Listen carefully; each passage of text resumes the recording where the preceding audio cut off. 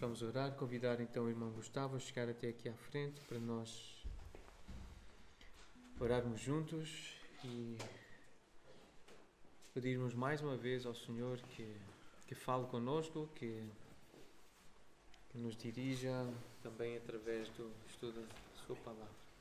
Pai, mais uma vez eu falo contigo nesta manhã e ao lado do irmão Gustavo, grato pela oportunidade de estarmos juntos, estarmos reunidos, na expectativa de ouvir a Tua Palavra ser lida, explicada e aplicada às nossas vidas.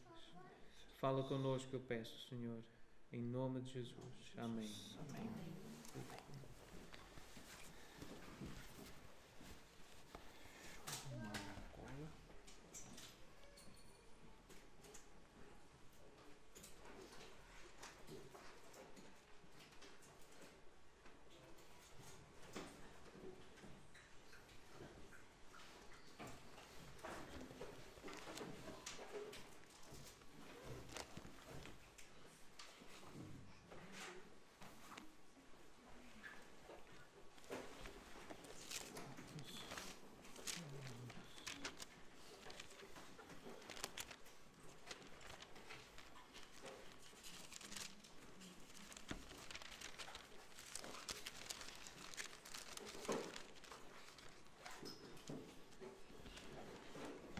Paz do Senhor, irmãos. É muita alegria, né, e regozijo no Senhor que hoje que eu estou aqui, né? Estamos aqui, porque minha família também está junto, né? E eu fiquei muito feliz, né, com o convite do pastor Pedro. E já faz algum tempo, né, que eu não falo à igreja diretamente assim, né? Eu estive durante alguns anos em tempo integral no ministério. E nesse processo eu estava sempre atuando junto com a igreja e falando com os irmãos diretamente da igreja, né? Mas de alguns anos para cá eu tenho já falado direto na Cova dos Leões, né? Tenho já estado mais assim, não tão ativo, né, na questão ministerial, com a igreja pastoral, mas nós temos em todas as oportunidades tentado, né, pregar o Evangelho, dar um bom testemunho, falar de Cristo e caminhar. Então, eu estou muito feliz mesmo, né, com o convite, com essa oportunidade de poder falar com a igreja. Essa semana, né, antes de nós começarmos a ler o texto e começarmos a orar, queria compartilhar com os irmãos, não sei se vocês têm visto as notícias, tem um país chamado Birmânia, né, ou Myanmar é um nome mais recente aí de alguns anos, mas esse país chamado Birmânia, né, ele fica no sudeste da Ásia, ali junto com a China, Tailândia, Bangladesh e Índia. É um país de aproximadamente 54 milhões de habitantes. É o 19º país na lista da Open Doors em perseguição religiosa. É um país de sua maioria hinduísta, né? 80% da sua população é hinduísta.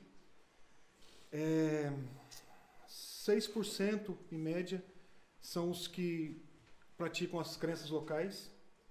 O cristianismo, acho que, se eu não me engano, é na média de 5%,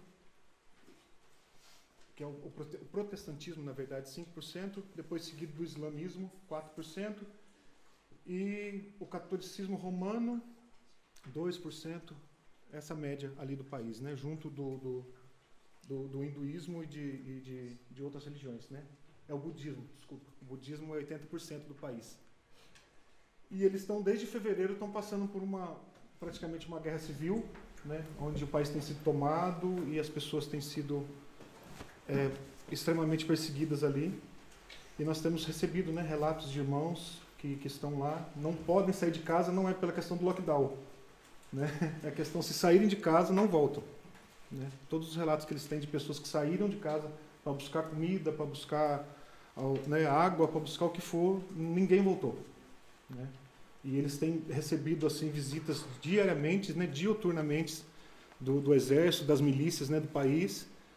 E até um relato de um dos irmãos que ele posta, que ele envia, ele diz assim: eu acho muito interessante o que está acontecendo, né? Foi cortado a internet no país, mas por milagre de Deus a gente tem um sinal de Wi-Fi, onde a gente consegue ainda se comunicar, consegue mandar alguma notícia, né, para alguns. Mas ele falou, mas foi tudo cortado no país. Então eu gostaria que a gente pudesse orar, né, pelos cristãos ali na Birmânia, para que Deus dê força, né? Apesar de tudo que tem acontecido ali, a gente sabe que é o Senhor que toma conta, o Senhor que permite que as coisas aconteçam, né? E que a fé dos irmãos se fortaleçam ali e que a igreja continue crescendo. Como a gente vê durante a história, né? Onde houve perseguições, onde houve tentaram disseminar a igreja, a gente viu que foi onde o Senhor mais fortaleceu, onde a igreja mais cresceu, onde a igreja mais teve aquele avivamento, vamos dizer assim. Então eu gostaria que a gente, antes da gente começar a ler e partir para o texto, a gente pudesse, né, levantar um clamor ali pelos irmãos da Birmânia e pudesse orar por eles. Amém? Senhor, nós te pedimos, ó Pai, como igreja, nós nos colocamos, Senhor Deus, mais uma vez diante do Senhor, pedindo misericórdia, pedindo graça, Senhor Deus, para os nossos irmãos ali na Birmânia, que têm sofrido perseguições, tem sido um momento de dificuldade que muitos de nós não temos ideia de como são essas dificuldades. Nós não experimentamos, Senhor Deus, nada disso, mas nem por isso, Senhor Deus, nós também vamos menosprezar ou deixar, Senhor Deus, de clamar por eles, ó Pai. Que o Senhor guarde, Senhor Deus, a vida de cada um, fortaleça-os na fé, fortaleça-os, Senhor Deus, na graça do Senhor, que eles não percam a fé, Senhor Deus, nesse momento de tão grande dificuldade, ó Pai, mas que o Senhor fortaleça-os, Senhor Deus, cresça nos seus corações, ó Pai. Em nome de Jesus é a nossa oração por esses irmãos. Nós também oramos, Senhor Deus, pela situação, Senhor Deus, que tem assolado o mundo, essa situação, Senhor Deus, da Covid-19, ao qual muitas pessoas têm perdido, Senhor Deus, seus empregos, têm perdido, Senhor Deus, o sustento da tua casa, Pai, têm perdido, Senhor Deus, as vidas, ó Pai. E nós, como igrejas, também nos levantamos, ó Pai, pedindo que o Senhor tenha misericórdia, Senhor Deus. Tenha misericórdia, Pai, da situação que tem acontecido. Que os nossos olhos, Senhor Deus, esteja alerta, nossa mente, Senhor Deus, receptiva para tudo aquilo, Senhor Deus, que tem acontecido ao nosso redor. E muitas vezes nós não entendemos, Senhor Deus, com tanta clareza porque não chegou até nós, ó Pai. Às vezes o desemprego não chegou até nós, porque nós temos o alimento na nossa mesa, então muitas vezes a gente não se lembra que tem pessoas sofrendo, tem pessoas, Senhor Deus, perdendo suas vidas, tem pessoas, Senhor Deus, realmente ali numa situação delicada, Pai. Nós não negamos em momento nenhum, Senhor Deus, que a doença não existe, Pai. Mas nós pedimos ao Senhor, Pai, que as mentes sejam abertas para tudo que tem acontecido, Pai. Obrigado, Senhor Deus, pela nossa casa. Obrigado, Senhor Deus, pelo alimento na nossa mesa. Pela roupa, Senhor Deus, que nos cobre. Pela cama, Senhor Deus, que nos acolhe. São coisas, Senhor Deus, tão simples que muitas vezes nós negligenciamos, Senhor. De não agradecer ao Senhor, ó Pai, ou simplesmente o abrir dos nossos olhos pela manhã, Pai. Muito obrigado, Senhor Deus, por o Senhor ter nos sustentado, estar nos sustentando com saúde, estar nos sustentando, Senhor Deus, com a Tua graça, Pai. Nós te pedimos, Senhor Deus, guarda-nos, Senhor Deus, em nome de Jesus. E nós também, Senhor Deus, oramos por esse culto dessa manhã, Pai. Que eu possa, Senhor Deus, ser um canal do Senhor, que seja, Senhor Deus, a boca do Senhor falando, ó Pai amado. Que nós possamos ouvir com clareza tudo aquilo que o Senhor tem a nos dizer. Que o Senhor possa, Senhor Deus, realmente trazer a nossos corações de entendimento, Senhor Deus, e graça do Senhor, ó Pai. Que a nossa mente esteja alerta, nosso coração receptivo, ó Pai amado, para tudo aquilo que o Senhor tem a nos ensinar. Primeiramente a mim e depois também, Senhor Deus, para os nossos irmãos, ó Pai. Muito obrigado por esse tempo tão precioso que nós temos tido aqui, que nós temos tido nessa manhã. Esse tempo tão precioso de começar a semana assim, Pai amado. Louvando ao Senhor com os nossos irmãos, ouvindo a Tua palavra, Pai. Muito obrigado por tudo que o Senhor tem feito por nós. Nós te agradecemos em nome de Jesus. Amém. Irmão, nessa manhã eu gostaria de compartilhar com vocês o texto de Romanos 1, 14 a 17.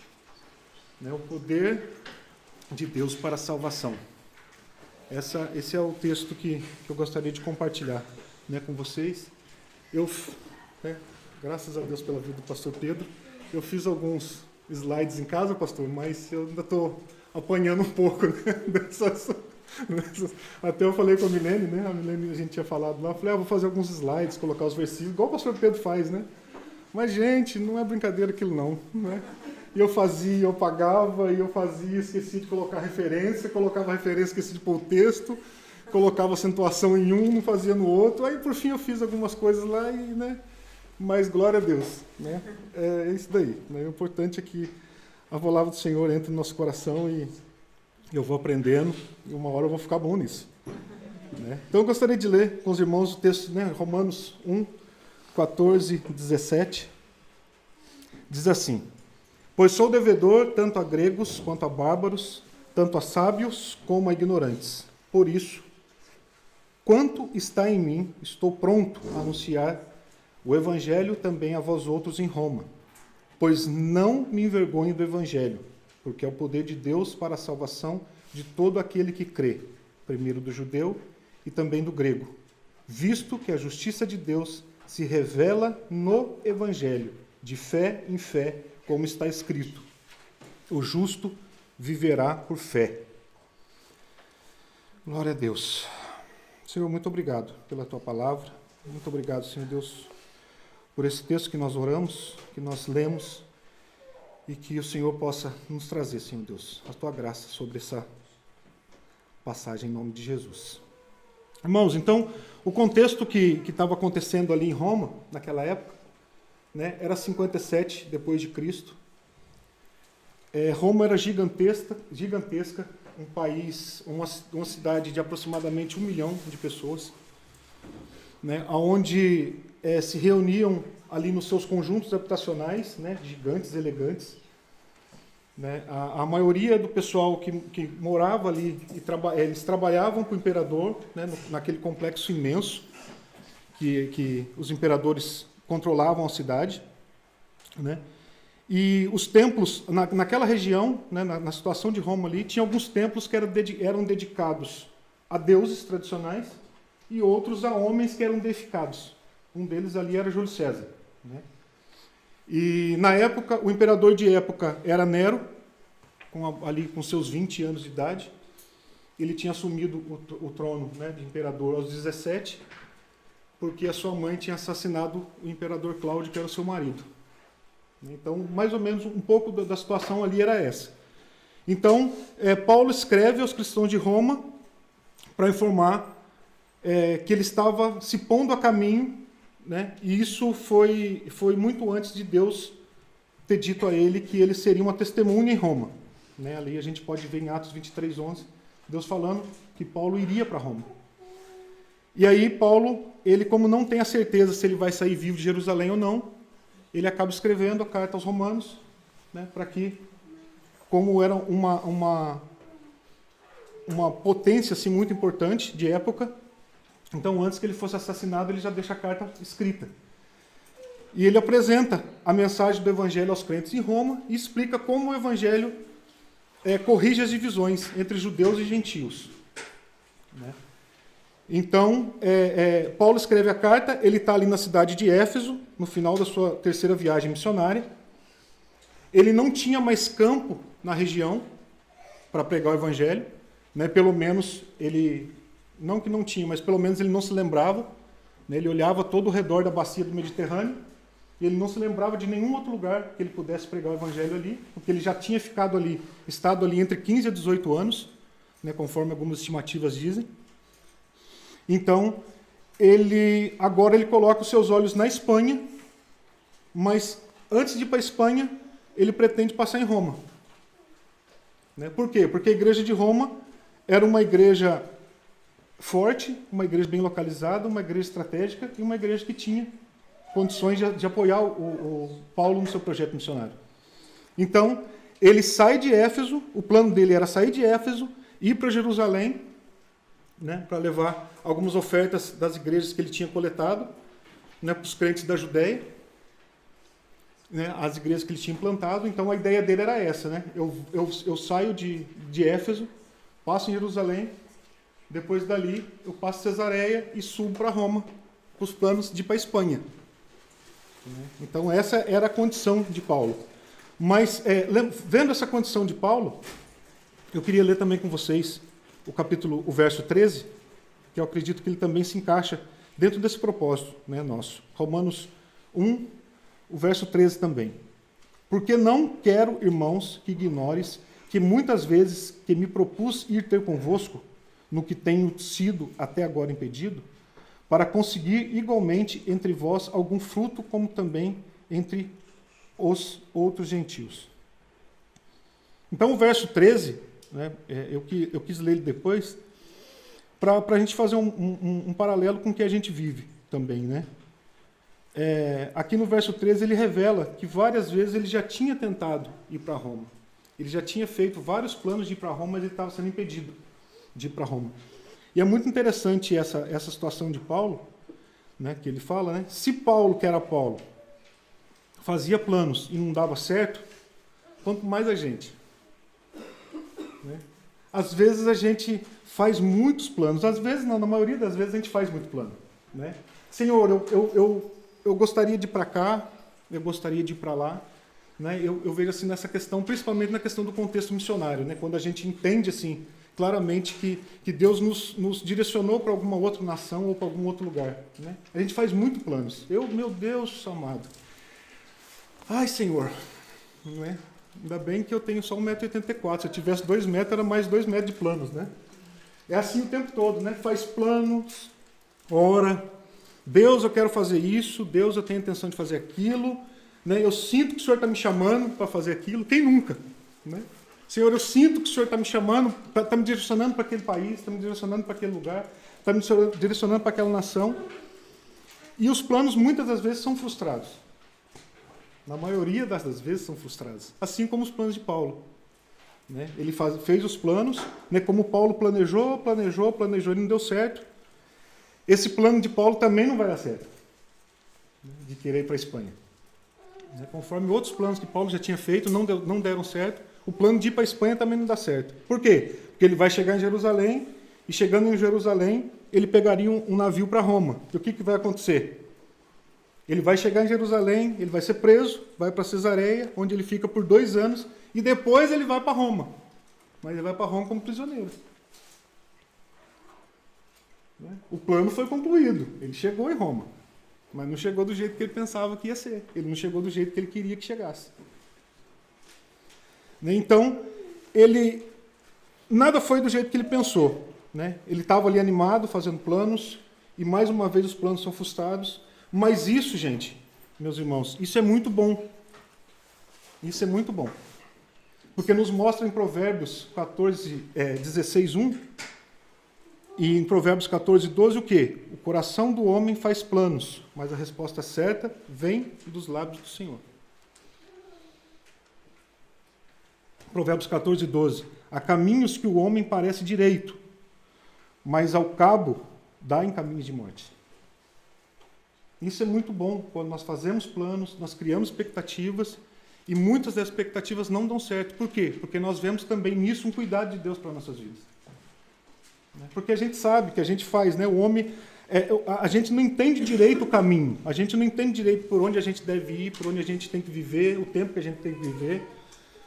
Mas esse contexto, esse cuidado de Deus na nossa vida, o que ele mostra? Que a gente precisa muitas vezes mudar o plano, que às vezes a gente precisa muitas vezes mudar a estratégia, a gente precisa muitas vezes ver novas oportunidades. A gente precisa sempre depender de Deus para entender os propósitos de Deus, assim como Paulo fazia. Porque para a gente é muito fácil, né?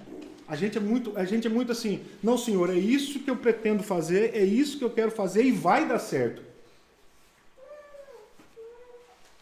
E aí a resposta de Deus vem e a gente começa a querer brigar com Deus. Não, Senhor, mas o Senhor não está entendendo. Não é o Senhor que não está entendendo, é nós que nós não estamos entendendo. Né? Nós mesmos, na época que nós viemos aqui para Portugal, antes de Portugal, nós tínhamos planos de ir para a Itália.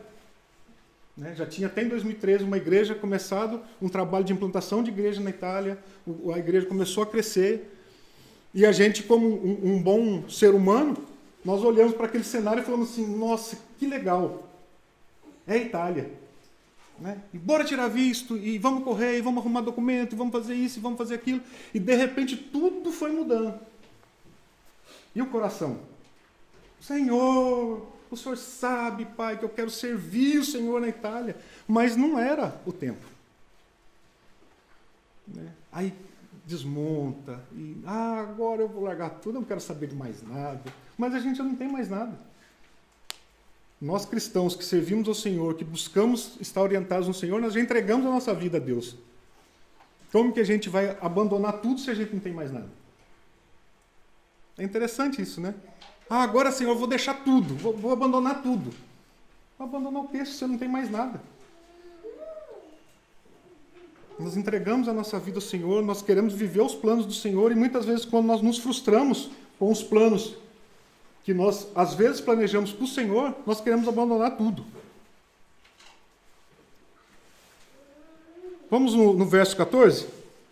Ele é devedor, pois sou devedor tanto a gregos como a bárbaros, tanto a sábios como a ignorantes. Romanos 1,14. Pois sou devedor. Sou devedor, ele corresponde a uma verdade, é redundante, mas ele corresponde a uma verdade verdadeira de todo crente. Né? Nós somos devedores, né? Tanto a bárbaros, nós somos devedores a toda a gente. Nós somos devedores a toda a gente. Gustavo, mas por que nós somos devedores a toda a gente? Como Paulo, né? Ele entendeu que ele foi alcançado pela graça do Senhor. Ele conheceu a salvação, ele conheceu a justificação pela fé. Ele teve seus pecados perdoados. Entendeu? Então, não é uma dívida com Deus, não é uma dívida ao Senhor Jesus, e nem uma dívida com a congregação, ou nem uma dívida com Tiago, com Pedro, com João, com os pais da igreja. Não é. A nossa dívida é o quê? É para com o próximo. A nossa vida é para com o próximo. Sem nós considerarmos o próximo, não existe evangelho. A nossa dívida é para o próximo, para com o próximo. Sem considerar o próximo, não existe evangelho. Eu fui salvo pela graça do Senhor, estou livre do inferno. Agora o mundo que se dane. Cada um corra atrás do seu. Não é assim. Não é pelos nossos esforços, não é pelas nossas obras. Nós não teríamos condições, não temos condições de nós mesmos nos apresentarmos diante de Deus, se não for por intermédio de Cristo. Se não for por intermédio do Evangelho, se não for por intermédio do nosso Senhor. Né? Então, Paulo ele não conseguia olhar para o seu semelhante sem se sentir devedor, sem se sentir na obrigação de compartilhar a mensagem da salvação. Gente, é tão simples essas coisas, é só nós nos lembrarmos de como nós éramos antes de conhecermos a Cristo. Quem eu era antes de conhecer a Cristo? Quem que nós éramos antes de conhecer a Cristo? É só a gente fazer uma pequena comparação. E a Bíblia ela nos mostra que o melhor dos homens é comparável com uma cerca de espinhos. O melhor dos homens. Não, esse aqui ele é bom, ele é digno, ele é um homem honesto. A gente fala muito disso, né? Não, esse aqui é bom, só falta Cristo, só falta tudo. Não, esse daqui ele é quase crente, né? Eu sou uma pessoa honesta, eu sou uma pessoa digna, eu sou uma pessoa que caminha, mas só falta Cristo. Então só falta tudo. Se falta Cristo, falta tudo. Miqueias 7,4 ele nos mostra isso, né? O melhor deles é como um espinho. O mais reto é pior do que uma sebe de espinhos. É chegado o dia anunciado por tuas sentinelas, o dia do teu castigo. Aí está a confusão deles. O melhor dos homens é comparado a uma cerca de espinhos. Miqueias 7,4. O melhor dos homens é comparado a uma cerca de espinho. Então não importa a questão moral, não importa a questão física, não importa o quão o homem é reto, todos são igualmente pecadores. Eu me lembro de um exemplo que eu ouvi numa pregação que me marcou muito, me chamou muita atenção, né? O exemplo que o pastor deu. Ele diz assim, para um criador de gado, um criador de ovelhas, a pior coisa que existe para eles são os coiotes, são os lobos. A pior coisa que existe para eles são os coiotes, né? Por quê? Porque eles atacam o rebanho e normalmente eles matam, né, as crias mais novinhas. O bezerrinho, né, os mais frágilzinhos ali, ele mata. Ele falou, então, tem três maneiras de resolver esse problema. A primeira maneira seria o quê? Pega uma arma, mata o coiote. Ele falou, mas o meu problema e o problema das ovelhas está resolvido, mas do coiote não, porque ele morreu. A segunda opção seria pegar uma jaula e colocar o coiote na jaula.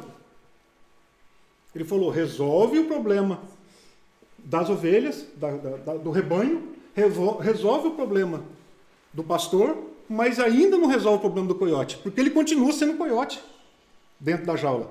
Na primeira oportunidade que ele tiver de sair da jaula, ele vai sair, ele vai matar as ovelhas, ele vai atrapalhar o rebanho.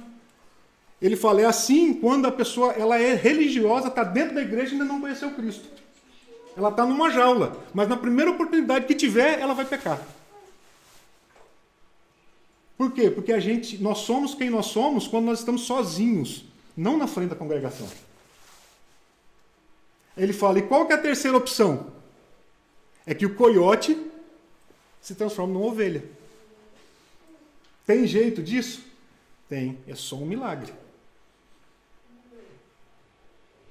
E nós não éramos coiotes? E o milagre não aconteceu na nossa vida?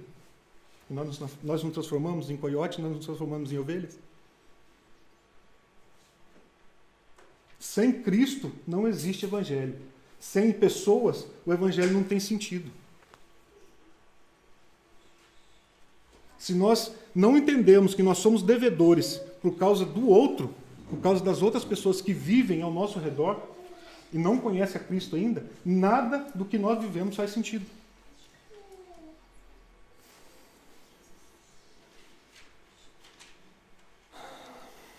O segundo ponto que eu quero tratar hoje, na manhã, é o verso 15. Ele está pronto. Romanos 1,15. Por isso, quanto está em mim, estou pronto a anunciar o Evangelho, também a vós outros em Roma. Por isso, quanto está em mim, estou pronto a anunciar o Evangelho, também a vós outros em Roma.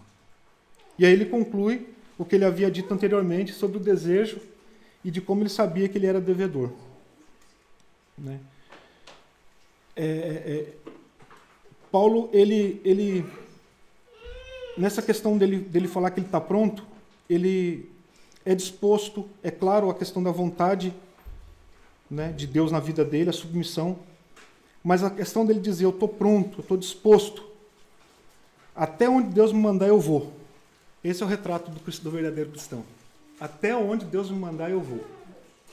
É difícil para a gente isso. A gente obedecer a Deus assim, a essa questão, né? Até onde Deus me mandar eu vou. Porque às vezes Deus pode não nos mandar para lugar nenhum. Às vezes Deus pode não nos mandar para lugar nenhum.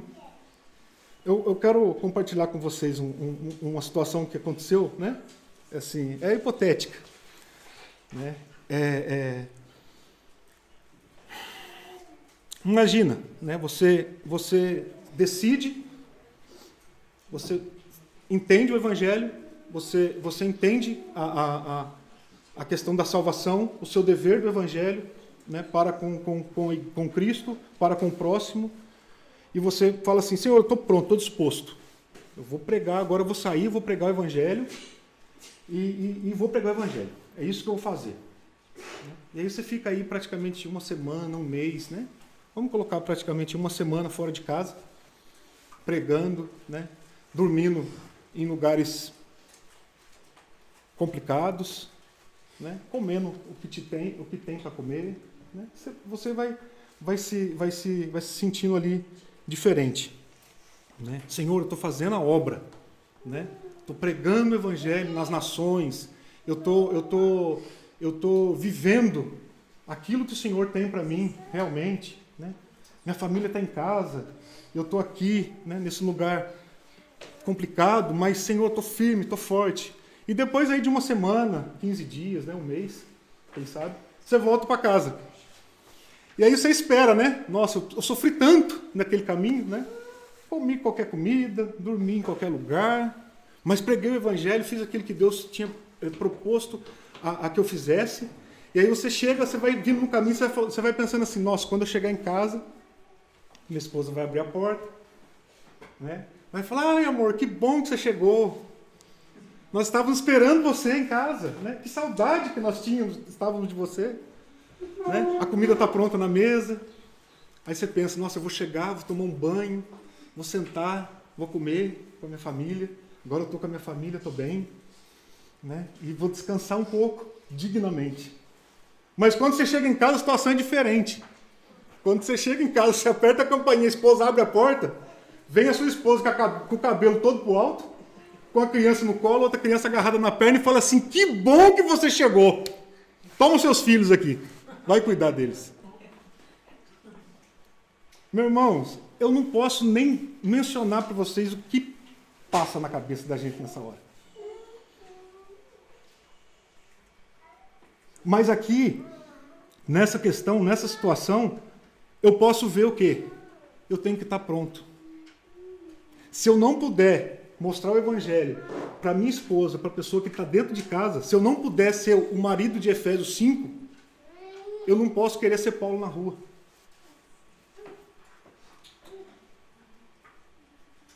Se eu não negar a carne, se eu não olhar ali, eu posso até suspirar, mas não amar a minha esposa e mostrar para ela o Evangelho, para ela, de nada vale eu estar pregando no mundo inteiro.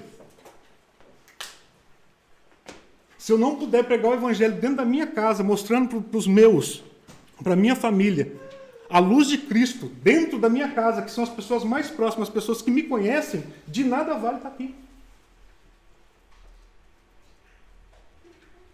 Quem me conhece mesmo é a Milene. A Milene está junto comigo ali praticamente 24 horas. Ela pode dar um testemunho falando se eu realmente sou um cristão ou não.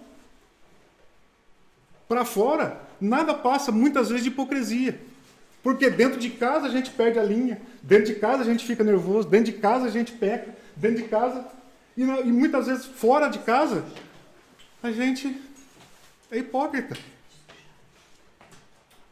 Que a gente tem que enfrentar, a gente não enfrenta, a gente tem que falar, a gente não fala.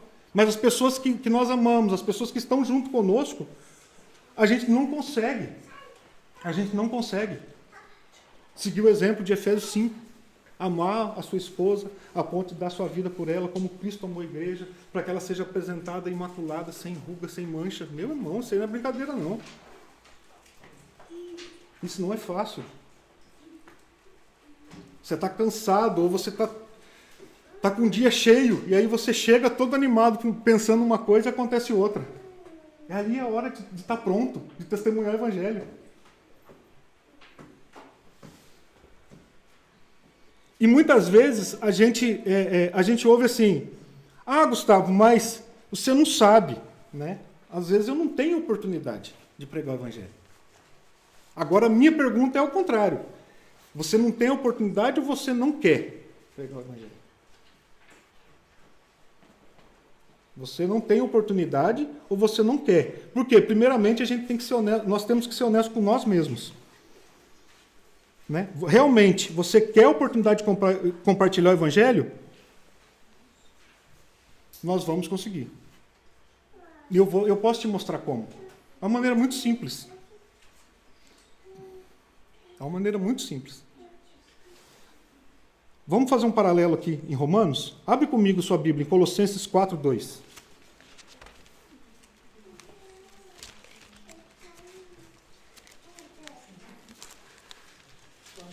Colossenses 4:2.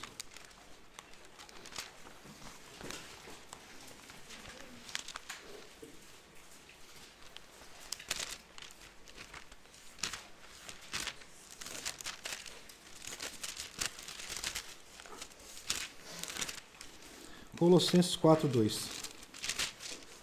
Diz assim: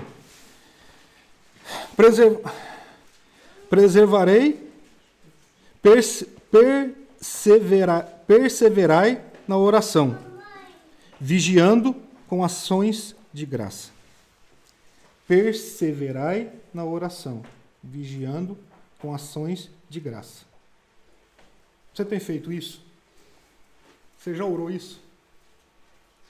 Perseverai na oração. Eu não consigo derrubar uma porta, mas Deus consegue abrir. Então, antes de eu pensar, antes de eu pensar em compartilhar o Evangelho, eu preciso perseverar na oração. E eu perseverando na oração, eu posso ir para o verso 3. Suplicai ao mesmo tempo também por nós, para que Deus nos abra a porta, a palavra, a fim de falarmos do mistério de Cristo, pelo qual também estou algemado. E depois a gente vai para o 5. Portai-vos com sabedoria para com os que são de fora. Aproveitai as oportunidades. Colossenses 4, do verso 2 ao 5. Ele mostra para a gente. Você tem que orar, perseverar na oração, para que Deus abra a porta e você não perca a oportunidade. Eu vou confessar para vocês, gente. Vou confessar, pecado. Muitas vezes, quando eu tenho muita coisa para fazer, eu não oro isso aqui, não. Porque eu sei que se eu orar a Deus pedindo isso aqui, Deus vai dar a oportunidade. E muitas vezes a gente perde, muitas vezes eu perco. Ah, Gustavo, você perdeu, e aí? E aí eu volto para casa, eu oro, me arrependo, peço perdão a Deus, começo de novo.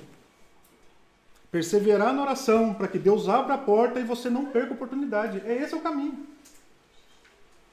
Esse é o caminho para que a gente possa orar pedindo a Deus para abrir uma porta com a nossa família, para orar pedindo a Deus para que Ele abra uma porta ali no trabalho, para que Ele abra uma porta quando eu estiver na academia, para que Ele abra uma porta onde eu estiver no mercado. Em todo lugar, não é falar igual papagaio de pirata, né? Não sei se aqui tem essa expressão. No Brasil tem essa expressão do papagaio de pirata, né? Ele fica ali no ombro e tudo que um fala, outro repete.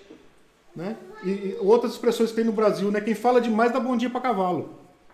Não é isso. Você, né? Ah, Jesus te ama, Jesus tá... O povo não está se lixando para isso, gente.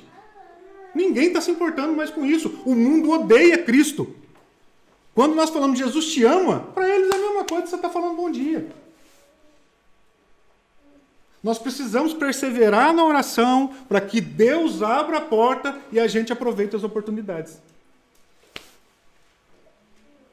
Começa a fazer isso.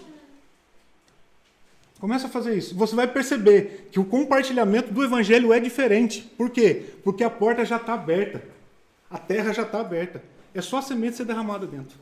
É diferente de você dar murro na parede. É muito diferente eu querer passar essa parede ou eu quiser passar aquele pedaço de plástico. É muito diferente. É muito diferente você querer entrar nesse salão pela parede do que você entrar pela porta. A porta está aberta. Quando nós oramos, Deus abre a porta. E aí a gente aproveita a oportunidade. Prega Cristo ressurreto, Cristo crucificado, o Cristo que transformou a minha vida, o Cristo que transformou a sua vida, o Cristo que morreu, mas ressuscitou no terceiro dia e vai voltar. Não é só chegar e a gente ficar ali falando sem fim, né? Criando inimizade com todo mundo, e as pessoas olhando e falando, nossa, que crente chato. Meu irmão, nós temos uma pedra preciosa na nossa mão.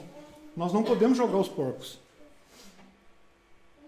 Mas nós precisamos saber o que a gente está fazendo. Nós precisamos orar para que Deus abra a porta, para que nós não percamos a oportunidade.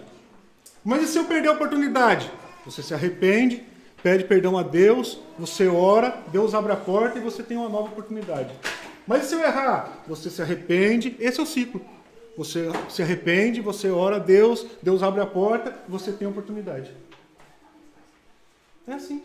Sem a oração, nada funciona. Sem a oração, nada funciona. Por isso que o Tessalonicenses fala, nós temos que orar sem cessar. É orar sem cessar. É dentro do carro. Ao invés de você estar ouvindo alguma coisa que não tenha sentido, você está ouvindo a palavra de Deus. Hoje a gente tem tantos recursos maravilhosos para isso. Ah, eu não tenho tempo de ler a Bíblia. Então ouça. Ah, mas eu não tenho tempo de ouvir também a Bíblia. Então leia. Ah, mas eu não consigo ler. Então ouça. Ah, mas não dá para ouvir. Então leia. Eu vi uma frase de John Piper algum tempo atrás. Ele fala assim, o WhatsApp, o Facebook, o WhatsApp, o Instagram, as redes sociais, só vai nos provar no fim dos tempos que nós não oramos e não tivemos tempo, não porque nós não quisemos. Porque as redes sociais irão nos provar nos últimos dias que nós não oramos e não lemos a palavra do Senhor, não porque nós não tínhamos tempo, era porque nós não queríamos fazer. Às vezes eu dou uma olhada, né, aqui no ecrã, mostrando ali o tempo que eu fico no telemóvel. Irmãos, assusta. Assusta. Assusta. Tudo bem que às vezes você está lendo um livro, às vezes você está vendo e-mail, né, às vezes você está fazendo algum outro tipo de atividade, mas nos assusta o tempo que nós perdemos em relação ao que nós não buscamos da palavra de Deus. O tempo que nós não tratamos com as questões do Evangelho. Ah, Gustavo, mas é difícil para mim. É para todo mundo, irmão. É para todo mundo. Quando o pastor Pedro me convidou, falou assim, irmão, eu queria que você trouxesse uma palavra para a gente aqui. Eu fui olhar lá a minha escala de serviço, eu falei, pastor, dia 21. Mas quando eu acabei de falar com o pastor, a minha vontade era já mandar mensagem e falar, pastor, não quero mais não. Por quê? Porque eu sabia que essas 2 semanas minha vida ia ser mais turbulenta do que o normal. Porque eu estaria lendo com mais profundidade, eu estaria estudando com mais profundidade, eu estaria tendo que preparar a mensagem com mais clareza, porque é diferente de uma conversa informal e diferente da gente de você estar ensinando. Uma pregação de mais ou menos 1 hora e tal, você tem que ter no mínimo de 10 a 15 horas de estudo. Credo, Gustavo? Porque você pesquisa, você lê, você relê, você monta, você desmonta, você lê de novo, você vê outra vez, você olha, aí naquele meio daquele tempo você está pensando no texto, e aí você fala assim, Senhor, eu não me envergonho do Evangelho. Eu não me envergonho do Evangelho. Aí cai uma pessoa de paraquedas na sua frente. Quero ver se você não tem vergonha do Evangelho.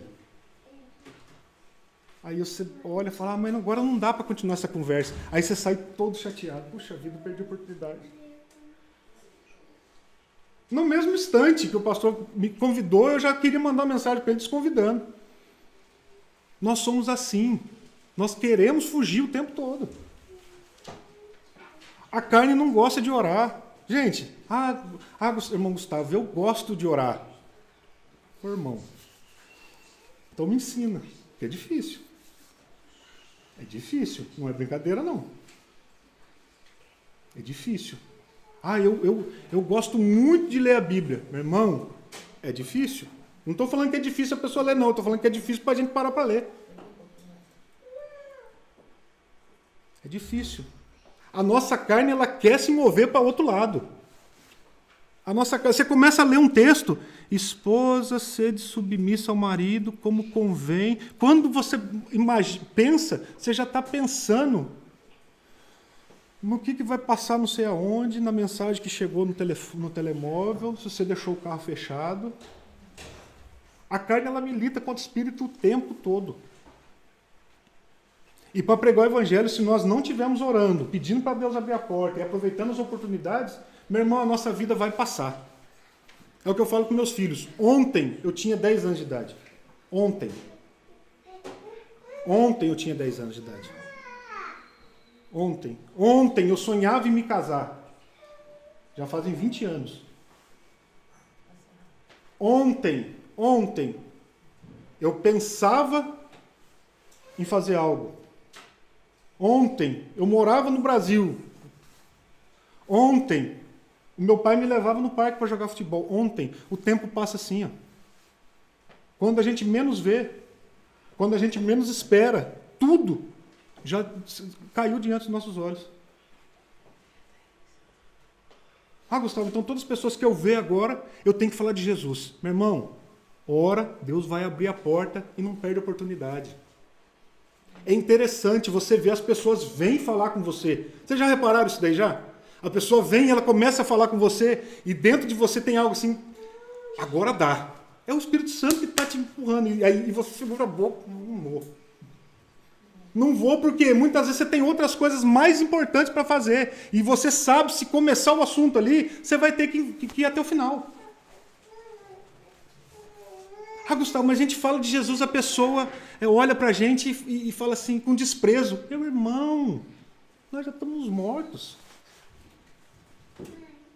Qual o problema de você ser rejeitado? Qual o problema de você ser esculachado? Qual o problema das pessoas rirem da sua cara? Qual o problema disso? Ah, Gustavo, eu tenho a minha dignidade. Meu irmão, a sua dignidade não vale de nada. Tem pessoas muito mais dignas do que eu e você, muito mais honestas do que eu e você, que estão no inferno. Que não tem Cristo. Ah, mas as pessoas vão olhar para mim diferente. Elas já olham para você diferente. Você que acha que as pessoas não olham diferente para você. Você não é tão bonito igual as pessoas acham, você pensa que é, não. Ah, não, mas eu vou falar Jesus ali, a pessoa vai pensar que eu sou ignorante. Mas é. Igual algumas semanas atrás, lá na empresa que eu trabalho, eu comecei a me relacionar com uma moça de um outro setor, e ela vinha trazer algumas coisas para mim, a gente conversando, tá, e você vai vendo essa questão. Né? Ela começou a falar as coisas da vida dela. Ah, minha mãe está com problema, minha avó assim, minha avó assado, e está acontecendo isso, está acontecendo aquilo. E teve uma hora que ela parou. Sabe quando dá aquele silêncio constrangedor? Quando dá o silêncio é a hora de entrar, irmão. É o Espírito Santo te dando sinal. Ela falando, eu falando, daqui a pouco ficou aquele silêncio. Eu falei assim, sabe o que pode mudar a sua vida? É Cristo. A fisionomia dela transformou imediatamente. Sabe o que ela falou para mim? Nossa, Gustavo, eu sempre te achei tão inteligente e você está nessa. Aquela pessoa bacana, aquela pessoa legal que estava conversando comigo ali, ela falou isso na minha cara. Nossa, eu pensei que você é tão inteligente, eu sempre achei você tão legal, você está nessa. O mundo não tem vergonha de menosprezar Cristo. Por que você vai ter vergonha de falar de Cristo para o mundo? As pessoas, o que ela tem para falar para você, ela fala. Ela não se importa. E muitas vezes a gente não fala, porque a gente fica assim, ah, mas eu não vou falar, porque o que vão pensar de mim? Meu irmão. Mas antes de qualquer atividade que você for fazer, siga os passos aqui, de Colossenses 4, 2 a 5. Não é uma receita, é uma orientação. Persevera na oração, Deus abre a porta e a oportunidade vem. Não é receita de bolo. Não é receita de bolo. Da mesma maneira que você vai falar de Cristo para um, hoje vai ser diferente amanhã para outro. Mas o Espírito que habita em você vai te dar as palavras, o Espírito vai te mostrar a hora de falar, o Espírito vai mostrar, e quando a semente for derramada, você pode não colher o fruto, mas mais para frente, essa pessoa vai se lembrar. Vai se lembrar. Porque não somos nós. A nossa obrigação não é que as pessoas se convertam. A nossa obrigação é que nós falemos do Evangelho. Nosso grande problema é o quê? Nós queremos falar e nós já queremos ver o fruto imediatamente. Falou de Cristo, faz o apelo, a pessoa levanta a mão, você já traz a pessoa, você já vive com a pessoa, batizou, agora está pronto. Não, meu irmão. Muitas vezes a gente fala aqui e a pessoa vai entregar a vida a Cristo, ou Cristo vai se revelar para ela anos mais tarde. E a gente nem vai saber. Mas cumpre a gente falar. Vamos voltar em Romanos? Gente, pastor, o senhor me segura, por favor. Verso 16 e 17. Pois não me envergonho do Evangelho, porque é o poder de Deus para a salvação de todo aquele que crê, primeiro do judeu e também do grego, visto que a justiça de Deus se revela no Evangelho, de fé em fé, como está escrito, o justo viverá por fé. Pois eu não me envergonho do Evangelho. Por isso eu não me envergonho do Evangelho. Por que eu não me envergonho do Evangelho, meu irmão? Porque o Evangelho é o poder de Deus para a salvação de todo aquele que crê. Se você entende isso, Você não vai ter receio de ser ridicularizado. Você não vai ter receio de ser ameaçado. Você não vai ter receio de ser perseguido. Você não vai ter receio de ser assediado. Você não vai ter receio de ser torturado. Alguns dias atrás eu estava vendo com as crianças. Alguns dias atrás não, né? Acho que já tem alguns anos. Mas aí eu vi uma imagem desse filme que a gente assistiu com as crianças, de Policarpo. Policarpo de Esmirna. E ele, com 86 anos de idade, ele é levado para a fogueira. E aí eles pedem para ele negar Cristo. E ele fala assim, eu vivo com Cristo, com meu Deus, há 86 anos, né? E ele nunca me fez mal. Por que eu negaria ele hoje?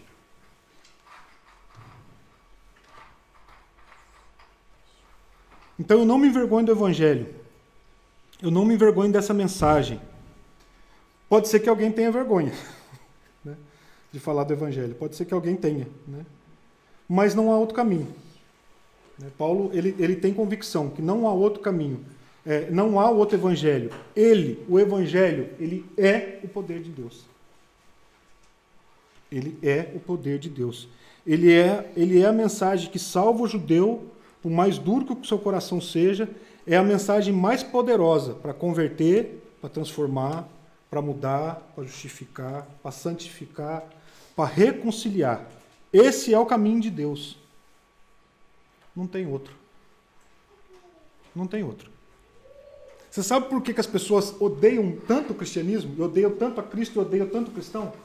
Porque Cristo não é um caminho. Cristo é o caminho. Se você mudar o artigo definido para um artigo indefinido, tudo muda. Cristo é um caminho. Para vir para a igreja bíblica, nós temos um caminho. Gustavo, você vem pela rodovia tal, mas se tiver interditada, você pode vir pela rodovia tal que você chega aqui. Agora você fala assim, não, esse daqui é o caminho. Acabou, não existe outro.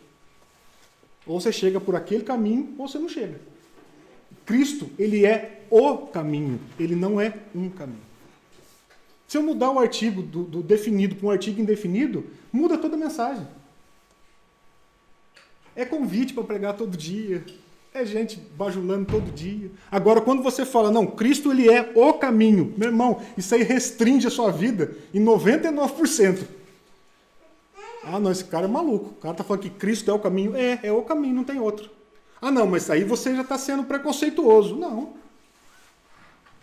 Cristo é o caminho. Meu irmão, por causa desse artigo você arruma uma confusão com todo mundo. Porque não é por obras. Não é por obras. A gente não teria, né? A gente viu aqui o homem em Miqueias, o homem mais certo, mais honesto, o homem mais puro, o homem mais certo ali, sem Deus, ele é comparado a uma cerca de espinho. A gente não teria como se apresentar diante de Deus. Não teria. Como que um Deus justo, um Deus santo, vai poder se relacionar com a gente, se não for por Cristo? Não teria como. Não teria como. Visto, verso 17, visto que a justiça de Deus se revela no Evangelho, de fé em fé, como está escrito, o justo viverá por fé. Deus torna os homens justos por intermédio de Cristo. Ou seja, por causa de Cristo e pela fé que temos em Cristo, ele põe os homens em relação com Deus. Esse é o sentido da justiça de Deus. E a gente faz o que faz, não é para a gente ser salvo. Vocês já alcançaram de ouvir isso. A gente faz o que faz porque a gente já foi salvo. Gustavo, mas e a cura, e os milagres, e as visões, e as revelações, isso tudo é acessório. Se for necessário, Deus vai fazer. Se for necessário, Deus vai fazer. Vai fazer.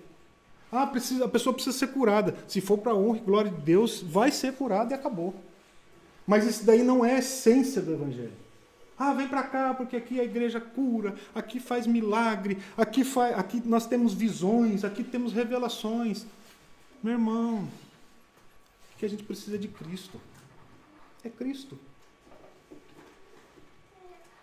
Quem de nós aqui, né, já vem, você vem num culto e sai e você fala assim, não, o culto hoje não foi bom.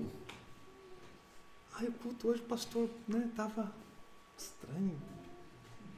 Irmão, pastor não, é você mesmo que está em pecado e está querendo colocar a culpa no pastor. O pastor também pode estar em pecado. Mas é você que está ruim, você que está mal. Você para e faz uma reflexão da sua semana, você não orou, você não leu a Bíblia, você não testemunhou, você não viveu sua vida como cristão, aí você vai no culto domingo e você quer recarregar a pilha. O pastor não trouxe nenhuma revelação. Eu lembro assim, às vezes muita gente falava para mim assim, né? Gustavo, eu gostaria tanto de ver Jesus. Espera um pouquinho que eu vou buscar Jesus para você.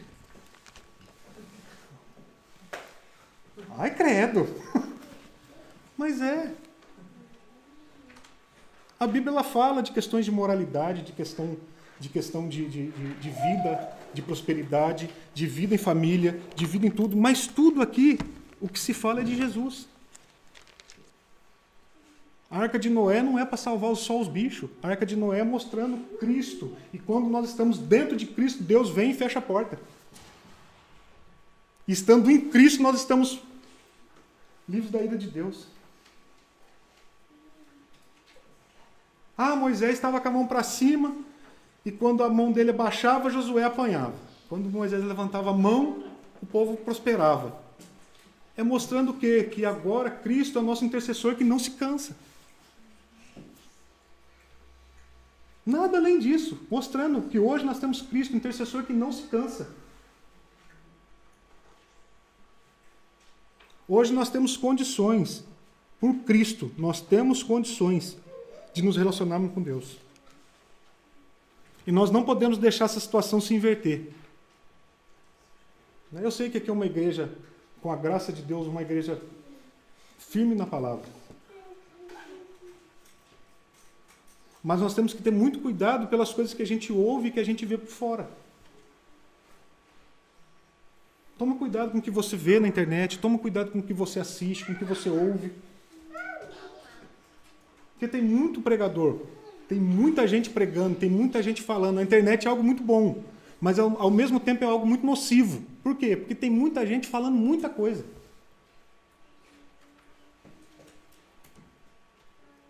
E nós precisamos viver a fé em Cristo. E o verdadeiro cristão é isso, irmãos. Ele é devedor, ele está pronto, e ele não se envergonha do Evangelho. 1 João 5, de 11 a 13. 1 João 5, de 11 a 13. Ela nos fala o seguinte: e o testemunho é este, que Deus nos deu a vida eterna, e esta vida está no seu Filho. Aquele que tem o Filho tem a vida. Aquele que não tem o Filho não tem a vida. Essas coisas vos escrevi a fim de saberdes que tendes a vida eterna, a vós outros que credes em nome do Filho de Deus. O testemunho é a palavra de Deus, é a história de Cristo, é a vida de Deus que flui literalmente e se faz parte do crente. Se tiver falação, não tiver Cristo, não tem Evangelho. Se não houver preocupação com o próximo, não tem Evangelho. Não tem um caminho, existe o caminho. E nós temos que nos prender nisso. Nós somos devedores, nós temos que estar prontos e nós não temos que nos envergonhar do Evangelho. Porque o maior preço já foi pago e não foi por nós. O maior preço já foi pago e não foi por mim nem por você.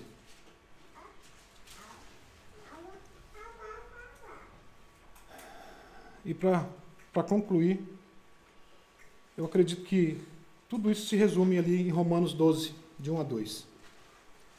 Rogo-vos, pois, irmãos, pela misericórdia de Deus, que apresenteis o vosso corpo por sacrifício vivo, santo, agradável a Deus, que é o vosso culto racional. E não vos conformeis com esse século, mas transformai-vos pela revelação da vossa mente, para que experimentais qual seja a boa, agradável e perfeita vontade de Deus. Irmãos, a gente não deve, nós não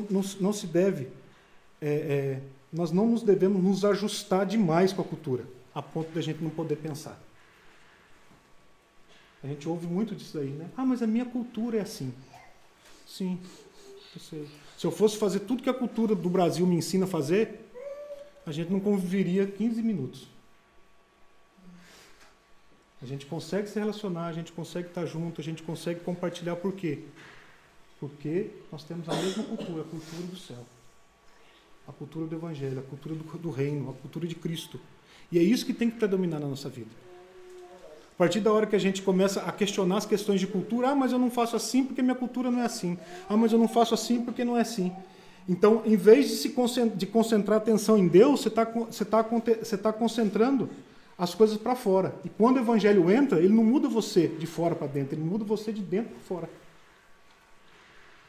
Por fora a gente praticamente continua a mesma coisa. Por fora praticamente a gente continua a mesma coisa. Uma coisa ou outra que melhora, a feição fica um pouco melhorzinha, né? Fala que o coração alegre formoseia o rosto. Então a gente fica com a feição um pouco melhor, tudo, mas a verdadeira transformação é de dentro para fora. Não adianta a gente esperar a transformação de fora para dentro. Eu quero que tudo mude para que tudo chegue no tempo certo, para que ali eu possa caminhar. Não. Deus vai nos mudando de dentro para fora. Amém? Amém.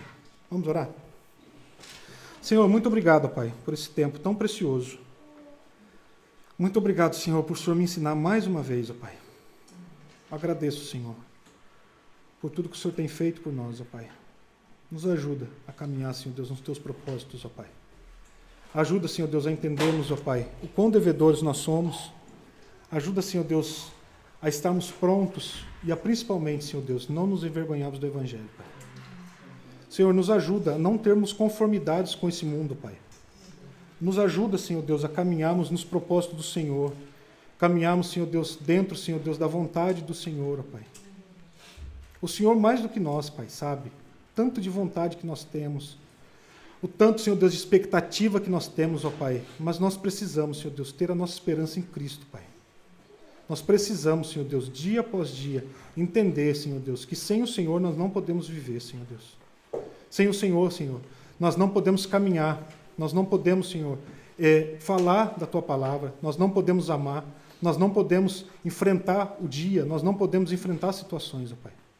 Por isso nós te pedimos, Senhor Deus, nos dá força, Pai, nos dá sabedoria, nos dá discernimento, que o Seu Santo Espírito esteja nos guiando em todo o tempo, nos mostrando, Senhor Deus, as oportunidades, ó Pai. Que nós possamos, Senhor Deus, o nosso coração esteja pronto, Senhor Deus, a orar, a pedir os direcionamentos do Senhor, ó Pai. Que a nossa mente esteja alerta, Pai, em todo o tempo. Nos ajuda, Senhor Deus, a vencer o nosso eu. Nos ajuda a vencer, Senhor Deus, a nossa carne. Nos ajuda, Senhor Deus, a sermos melhores. Nos ajuda a sermos maridos, Senhor Deus, e esposas, segundo, Senhor Deus, a vontade do Senhor, ó Pai. Nos ajuda, Senhor Deus. Nos ajuda. Se o Senhor é por nós, quem será contra nós? Se o Senhor é por nós, quem será contra nós, Pai? Que nós tenhamos, Senhor Deus, essa consciência, isso, Senhor Deus, travado na nossa ciência, Pai. Se o Senhor é por nós, quem será contra nós? Nós temos, Senhor Deus, que caminhar no seu altar, ó Pai. Nós precisamos, Senhor Deus, caminhar na Tua palavra, Pai. Nos ajuda a sermos melhores, ó Pai, dia após dia. É a nossa oração, em nome de Jesus. Amém. Amém.